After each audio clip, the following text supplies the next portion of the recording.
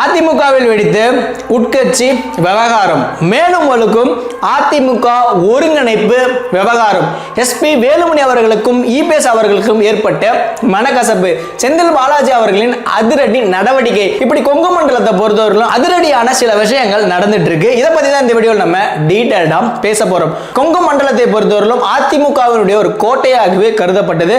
கடந்த 2021 சட்டமன்ற தேர்தலை பொறுத்தவரைக்கும் அதிமுகவினுடைய கோட்டையாக கொங்கு மண்டலம் இருந்தது. திமுகவின் கொங்கு மண்டல தளபதியாக செந்தில் பாலாஜி அவர்கள் இருந்த பொழுதும் கூட கொங்கு மண்டலத்தில் செந்தில் பாலாஜியால் ஏதோ ஒன்றும் செய்ய முடியவில்லை.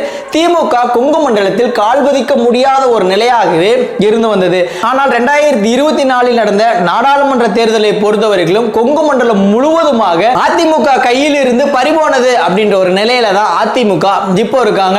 செந்தில் பாலாஜி வெளிவந்திருக்கக்கூடிய நிலையில தன்னுடைய கட்டுப்பாட்டில் இருக்கக்கூடிய கொங்கு மண்டலத்தை மீண்டும் திமுகவின் கோட்டையாக மாற்ற வேண்டும் அப்படின்ற ஒரு நிலைப்பாட்டோட செயல்படுவதாகவும் கூறப்படுகிறது.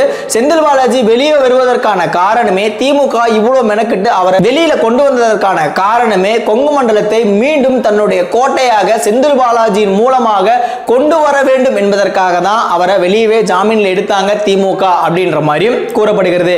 இவ்வாறு இருக்கக்கூடிய வேளையில அதிமுகவில் மிகப்பெரிய ஒரு உட்கட்சி பூசலும் போயிட்டு இருக்கு. அதிமுகவினுடைய தலைமைக்கும் எஸ்பி வேலுமணி அவர்களுக்கு மிகப்பெரிய ஒரு கருத்து போர் போயிட்டு இருப்பதாக கூறப்படுகிறது.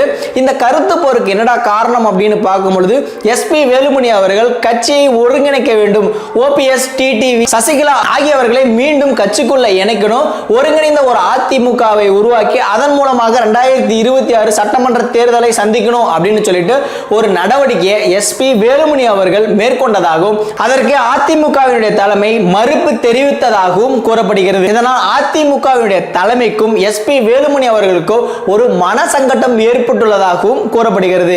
இந்த வேளையில் செந்தில் பாலாஜி அதிரடியாக கொங்கு மண்டலத்தை கைப்பற்றக்கூடிய வேலையில் இருக்கக்கூடிய நேரத்தில் கொங்கு மண்டல தலைவர்கள் இருவருக்கும் இடையில் இவ்வாறு ஒரு கருத்து மோதல் ஏற்பட்டிருப்பது கொங்கு மண்டலத்தில் அதிமுகவினுடைய ஆதிக்கத்தை தக்க வைக்குமா என்ற ஒரு எதிர்பார்ப்பும் எழுந்துள்ளது. பிஜேபியினுடைய தலைவரான அண்ணாமலை அவர்கள் கொங்கு மண்டலத்தினுடைய தலைவராக இருக்கக்கூடிய வேளையில கொங்கு மண்டலத்தை பொறுத்தவரையிலும் பிஜேபி வளர்ந்து ஒரு கட்சியாக இருந்தாலும் கூட கடந்த நாடாளுமன்ற தேர்தலில் பிஜேபி 2ஆம் இடத்திற்கும் அதிமுக 3ஆம் இடத்திற்கும் சென்றுள்ளது. மிகப்பெரிய ஒரு அதிமுகவிற்கு பின்னடைவாகவே பார்க்கப்படுகிறது.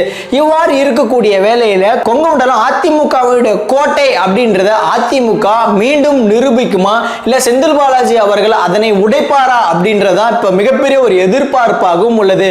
அதிமுகவை பொறுத்த வரைக்கும் 2026 தேர்தலில் கொங்கு மண்டலத்தில் கரை சேருமா என்பதை பொறுத்திருந்துதான் பார்க்க வேண்டும். இது மாதிரியான விஷயங்களை உடனுக்குடன் தெரிஞ்சுக்கொள்ள மறக்காம நம்ம பிகைண்ட் யூடியூப் சேனலை சப்ஸ்கிரைப் பண்ணிக்கோங்க.